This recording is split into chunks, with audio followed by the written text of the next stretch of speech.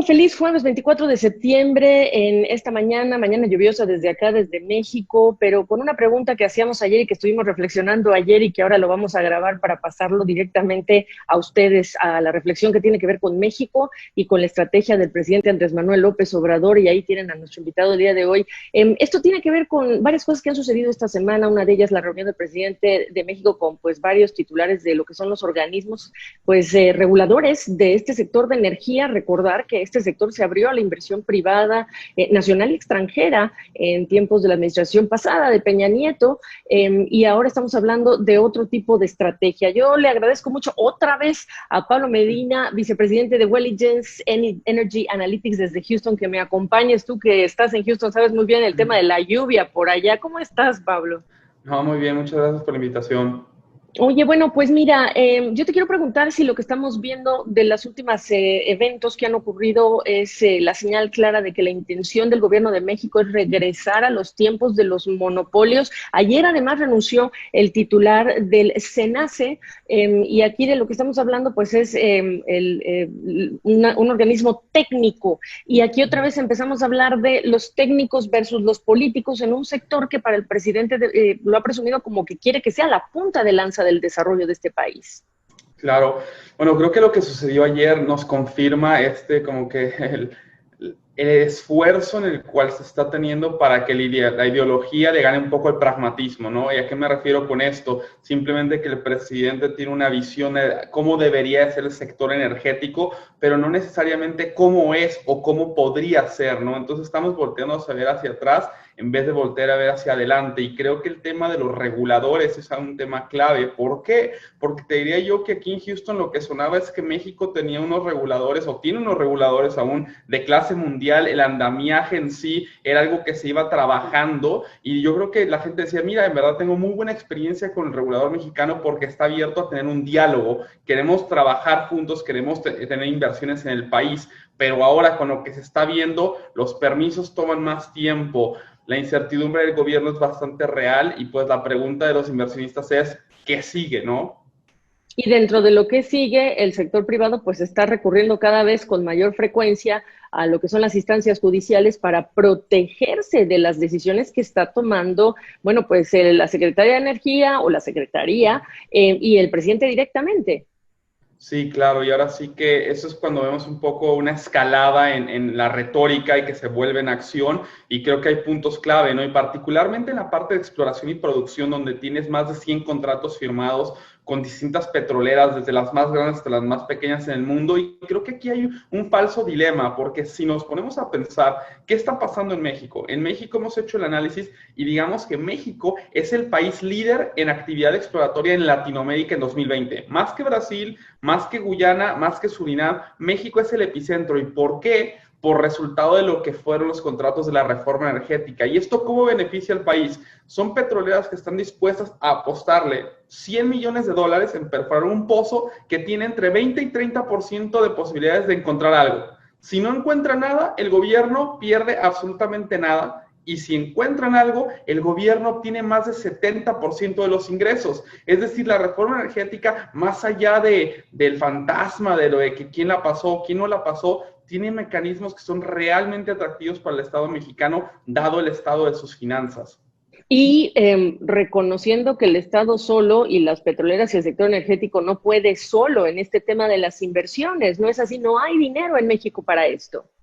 Tristemente es la realidad. Pemex es la petrolera más endeudada en el mundo, y de hecho hay cosas interesantes que podemos aprender de nuestros vecinos. Brasil, Petrobras tenía antes ese título, y ¿qué ha hecho? Vendido activos que no le eran importantes. Ayer Ecopetrol, petrolera estatal colombiana, puso campos a la venta, dígase, campos que no son importantes, y digo, ¿saben qué? Esto no está bien en mis manos, hagamos que alguien más los haga productivos. Y estos son detalles que Pemex ya estaba haciendo con los farm-outs, que se abrieron en algunos casos, pero que pudiese darse muchísimo más, porque el que mucho marca, poco aprieta, y la realidad es que Pemex necesita soporte financiero y también ayuda, ahora sí que técnica y operacional, ¿no? Porque al final de cuentas en el sector petrolero todo el mundo se asocia. ¿Y qué me dices de lo que son las energías renovables dentro de la cartera de lo que son las energías en general y la estrategia también de este gobierno? Bueno, creo que ahí sí estamos viendo para atrás, pero 100 años para atrás, pensando en que el carbón y el combustóleo son las maneras en las cuales se tiene que generar electricidad en un país como México, ¿no? Si recordamos en los últimos 5 años, las subastas eléctricas, particularmente con renovables, tenían tarifas muy atractivas aún a nivel mundial, que mucha gente decía, oye, mira lo que está sucediendo en México, era realmente un ejemplo a seguir, y cuando estamos viendo que un país con el potencial de renovables que tiene México se dejan pasar, ¿por qué? Por beneficiar a CFE, que es un dinosaurio de otra época, creo que es un problema, ¿no? A final de cuentas, tal vez el gas natural es la manera en la cual uno puede avanzar. ¿Y cómo? Pues teniendo como vecino al país que tiene los menores precios de gas natural en el hemisferio, ¿no? Y ya que dices esto, pues no hay que olvidar en dónde nos encontramos. Hay una intención de algunas empresas en esta oleada de desglobalización o de relocalización, pues de traer manufactura a este lado del mundo. Estados Unidos, la administración Trump, eso es lo que quiere. El costo de oportunidad de estas decisiones, pensando que Norteamérica ha sido un sueño para convertirlo realmente en un tema regional a nivel energético, Pablo. Bueno, ese es un buen punto en el sentido de que la clave para tener un sector industrial fuerte es acceso a energéticos baratos, ¿no? En otros países han ido a guerra por tener este tipo de acceso y nosotros tenemos como vecino al país que nos lo puede brindar soportándonos con nuestra propia producción, ¿no? Entonces yo sí creo que es una desventaja en la cual estamos mucho más cerca de las cadenas de valor y estamos decidiendo tener energéticos caros. ¿Por qué? Por tener miedo a que la CFE pierda un monopolio que no le ha beneficiado ni al consumidor, ni al gobierno, ni a ella misma, ¿no? Y es algo similar a lo que está sucediendo en Pemex. Ese miedo a la competencia es lo que les impide mejorar en muchas instancias. Y lo triste también es que uno compara estas empresas, compara Pemex, hablabas de Petrobras, pero hace algunas semanas, hablando con Francisco Monaldi, por cierto, pues tocábamos el tema de los escenarios que tiene BP, el tipo de inversiones en energías renovables que está haciendo BP, y dentro de ello, pues un escenario que sugiere que el pico en la demanda de crudo lo alcanzamos el año pasado y lo veremos en descenso hacia el año 2030, mientras que aquí tienes otra narrativa muy distinta. No, eso es cierto. Ahora sí que hay un escenario grande, digamos, entre las petroleras acerca de cuándo llegaremos a esa demanda pico. La de BP, sin duda alguna, es la que se viene antes, a otras tienen un poco más de tiempo, pero ajeno a que sea ahora, ya pasó, o en 10 o 15 años, la realidad es que el petróleo de poco nos sirve a los mexicanos estando en el subsuelo. Lo que se necesita, y sin meternos en teoría financiera, es sacarlo hoy, porque hoy vale más un peso que un peso en 10 años, ¿no? Y creo que el gobierno lo que tiene que hacer es darse cuenta y, por ejemplo, un ejemplo muy concreto, aguas profundas. Ya se ha dicho que Pemex no debe hacer nada en aguas profundas porque se considera un desperdicio. Perfecto. Entonces, ¿por qué no podemos otorgar bloques en aguas profundas para que las petroleras hagan justamente lo que te platicaba? Arriesgan su capital, si encuentran algo, le dan el 75% al gobierno mexicano, y creo que sí hay un punto clave aquí, y esto es que México no es un lugar especial dentro del mundo petrolero. Hay muchas provincias petroleras en el mundo que son igual o más atractivas que México. Entonces, a final de cuentas, creo que toca ponerse las pilas porque si no se nos va a ir el tren. Claro, el costo de oportunidad es altísimo. Otra vez la coyuntura no se puede dejar de lado y hay una competencia o habrá por inversiones y las necesitamos ahora que está el colapso económico por la pandemia. Ahora, Pablo, preguntarte de esta reunión que tuvo el presidente López Obrador. Para muchos trascendió que el tema era alíñense organismos reguladores a la estrategia y quizá el presidente pues no necesitaría hacer cambios constitucionales porque lo que se abrió en términos de la reforma energética pasada pues es cambiando la Constitución.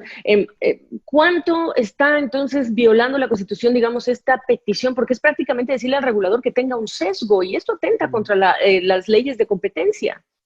Sí, ahora sí que es un conflicto en espíritu dentro del gobierno. Ahora sí que en realidad es que se quiere la competencia que ya estaba empezando a brindar beneficio al consumidor, porque esa es la realidad, o se quiere volver a lo que ya se tenía antes. Y creo que el problema es que, como bien mencionas, sea a través de un pacto con los reguladores o sea un cambio constitucional, la pregunta es el por qué, ¿no? ¿Cuál es el beneficio? Y cuando vemos a dónde nos ha llevado las circunstancias de tener monopolios, tanto en CFE como en Pemex, uno se pregunta y dice, ¿en realidad esto es lo que queremos? ¿No quisiéramos tener mayor eficiencias para que el costo para el consumidor sea menor? En verdad queremos quedarnos con reservas petroleras que tal vez no se produzcan, porque hay un ejemplo, y ese es un ejemplo muy claro. Los campos prioritarios de Pemex, que eran los 20 nuevos campos que iban a incrementar la producción, bueno, de esos campos esperaban alrededor de 180,000 barriles para este punto en el año y va en 70,000. ¿Por qué? Porque son campos técnicamente complejos y la ejecución de ellos va realmente lento. Entonces, no es que Pemex tenga problemas, pero como lo hemos dicho antes, el que mucho abarca, poco aprieta, y a final de cuentas hay suficientes oportunidades para que todo tipo de empresas se van involucradas. Y Pemex puede estar ahí. Nadie está diciendo que Pemex pierda un rol en ello, pero Pemex tiene que aprender a saber en cuáles oportunidades lleva la batuta y en cuáles no. Y creo que la dinámica es muy similar en la CFE, en el sentido de que no necesariamente tiene que estar en todo y no necesariamente tiene que estar protegido en todo, porque ¿quién paga? Paga el consumidor, aunque a final de cuentas el gobierno lo acepte o no. Pablo, para cerrar, si se mantiene esta trayectoria y este tipo de patrones de conducta y de estrategias, ¿qué estás anticipando ver el próximo año en el sector energético? Ya no te digo cerrando el sexenio, ¿verdad? Bueno, creo que hay una incertidumbre que va aumentando poco a poco, ¿no? Y creo que a final de cuentas temas como la unitización de Sama, que es un campo que se descubrió por una empresa privada, Talos Energy, y que un pedazo del campo se extiende hacia un área de Pemex, y es un mecanismo normal, es algo internacionalmente reconocido, pero la única diferencia es saber si de aquí a diciembre la Secretaría de Energía puede meter o no mano con respecto a quién va a ser el operador del campo. Ese es un ejemplo en específico, pero hay muchos otros, ¿no? Como mencionabas, cada vez se está hablando más de amparos y de gente que está diciendo estás rompiendo contra las reglas y leyes que se tienen en el sector. Entonces yo creo que lo que el gobierno necesita en tiempos de pandemia, cuando vemos el sector económico afectado como se ve afectado, cuando vemos el sector salud como lo está, y cuando vemos la perspectiva financiera, particularmente de Pemex hacia el futuro, yo no creo que el gobierno tenga los lujos para dar incertidumbre al sector privado. Así que, en mi opinión, si la ideología pierde y el pragmatismo gana hacia el siguiente año,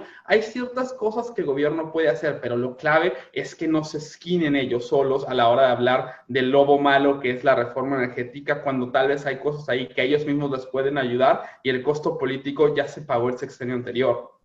Bueno, pues ahí lo tienen ustedes. No es una situación fácil para los mexicanos escucharlo, verlo y además ver ese desprecio por lo técnico que es, digamos que ya es una marca de esta administración, pues sí preocupa. Pablo, te agradezco mucho la oportunidad de tu análisis. Hasta cualquier momento. Muchas gracias. Saludos.